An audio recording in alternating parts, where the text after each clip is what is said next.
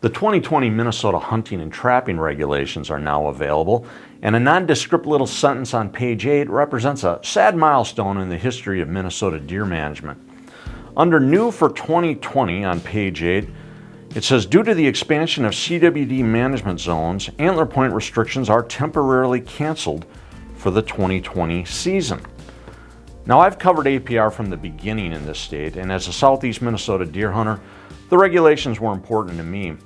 A couple of bucks even lived an extra season or two on my dad's property because they passed under my tree stand without the required 4 points on a side headgear.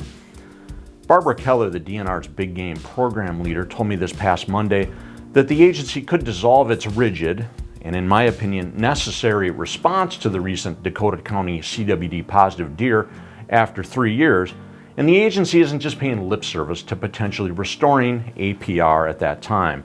Though I appreciate Keller's optimism, I worry that the steady march of chronic wasting disease won't be relenting by 2023.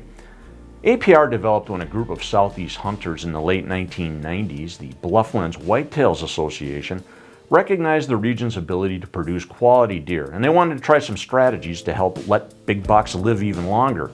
It became a case study for democracy in action as some ideas came and went, some encountering more opposition than others. Eventually, the DNR, led by Lou Cornicelli, agreed to try APR on a trial basis in 2010. It became permanent across Zone 3 a couple years later.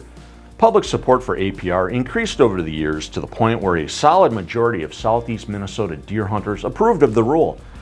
During an opening weekend visit to a check station in Houston a few seasons back, I watched a parade of trailers with big bucks rolling through town. APR was working, and anyone who would have suggested otherwise would have been laughed out of town that day. But then CWD hit the region a couple years ago. The DNR says protecting big bucks isn't compatible with CWD management, and this scribe begrudgingly agrees.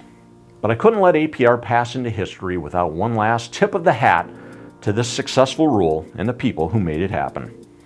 For Outdoor News, I'm Rob Drieslein.